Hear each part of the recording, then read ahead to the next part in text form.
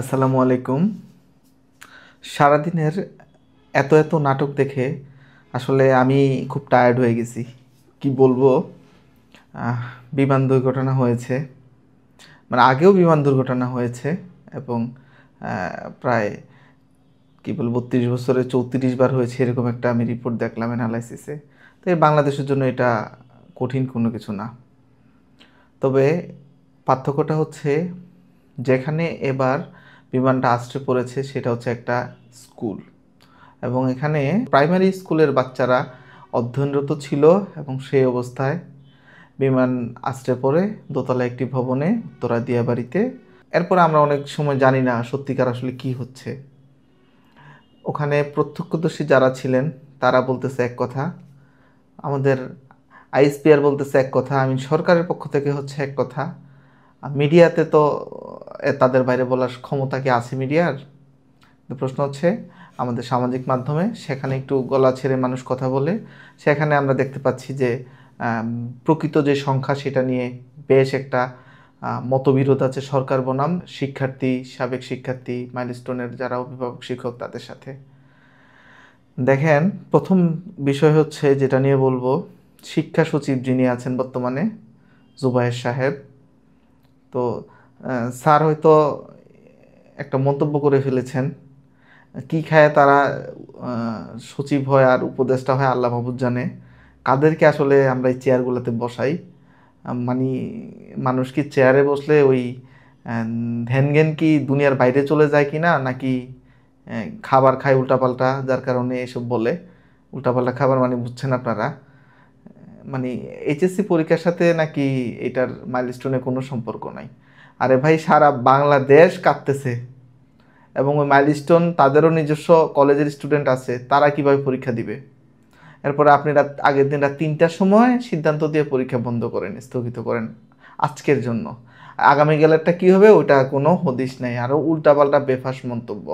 ভাই, উপদেশটা কি মন্ত্রণালয় চালাবে না ওই সচিব উপদেষ্টারা চালায়? আমরা তো এটা বুঝি না ভাই। কাদেরকে নিয়ে, অযোগ্য মানুষদের নিয়ে বসায়?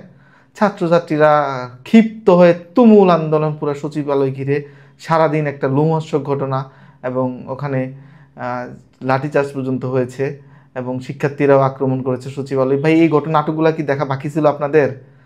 একটা রাষ্ট্রীয় এত বড় দুর্ঘটনা একটা বাহিনীর পক্ষ থেকে হয়েছে, দুর্ঘটনাই বলতেছি আমরা, কারণ এটা অ্যানালাইসিস করলে বিমান বাহিনী জবাব দিতে পারবে না। কারণ আপনারা কোন মানের বিমান কিনেন, আর কি বলে কি টাইপের কি বলে যন্ত্রাংশ ব্যবহার করেন, এটা নিয়ে বিজ্ঞ অনেক আলোচনা আছে, এগুলো আমরা পরে ভবিষ্যতে করতে পারবো। কিন্তু এই যে এই বিষয়টাকে সামাল দিতে যে তথ্য গোপন করা এবং মৃতের সংখ্যা, আহতের সংখ্যা ধামাচাপা দেওয়া, বা এটা এর কি, এর মাধ্যমে কি বুঝান? আর শিক্ষা মন্ত্রণালয়ে কি অযোগ্যদের বসায় রাখছে? একটা ছাত্রছাত্রীদের পালস বুঝে না। তো পরিশেষে এইসব ঘটনা, ছাত্রছাত্রীদের তুমুল আন্দোলন ও তোপের মুখে আমাদের আইন উপদেষ্টা এবং প্রধানমন্ত্রী যে প্রেস সচিব আছেন, দুজন অবশ্য সর্বশ্রদ্ধেয়, তারা এই পলিটিক্যাল বিষয়গুলোকে হ্যান্ডেল করতে পারেন। চার দেয়ালের বাইরে যে মাঠের যে বিষয়টা, এই সম্পর্কে তারা মোটামুটি বুঝেন। শিক্ষার্থীদের যেই 6 দফা, আমি প্রত্যেকটা দফা পড়েছি এবং প্রত্যেকটাই যৌক্তিক ছিল।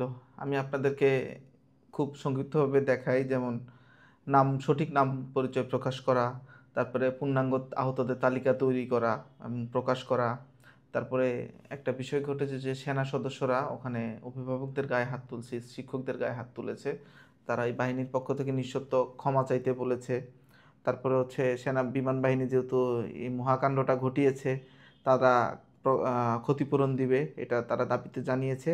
সবচেয়ে বড় স্পর্শকাতর বিষয়, যেটা নিয়ে মনের মধ্যে ঘুরপাক খাচ্ছে কিন্তু এত নাটকের মধ্যে আমি সামনে বলতে পারছি না, যেমন এই অব্যবহৃত এই পুরনো আর এই ঝুঁকিপূর্ণ বিমানগুলোকে বাতিল করা এবং নিরাপদ প্লেন চালু করা, এ একটা বিষয়। আর ফাইনালি যে বিষয়টা হচ্ছে, বিমান বাহিনী যে এই প্রশিক্ষণ কেন্দ্র এবং যে প্রশিক্ষণ এলাকাটা, এটাকে মানবিকভাবে এবং নিরাপদভাবে পুনর্বিন্যাস করা।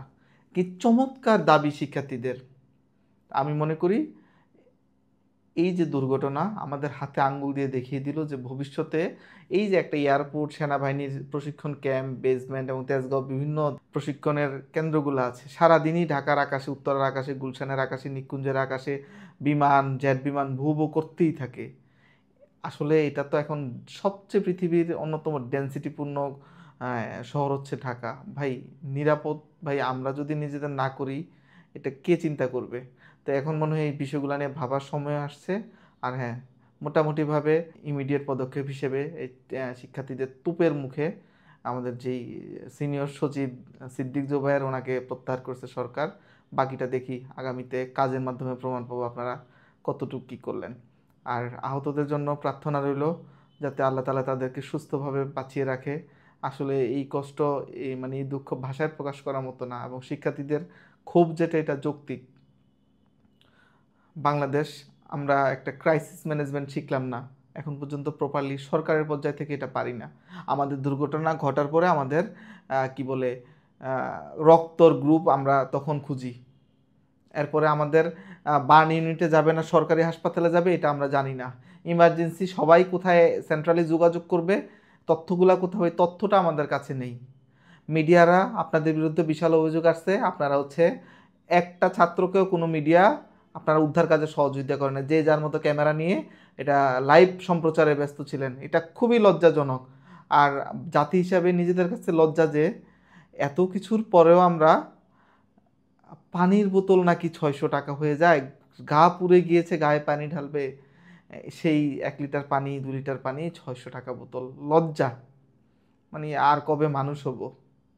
রবীন্দ্রনাথ একটা কথা বলেছিল, নিন্দা করেই বলেছিল, 7 কোটি সন্তানেরে হে মুগ্ধ জননী, রেখেছ বাঙালি করে মানুষ করনি।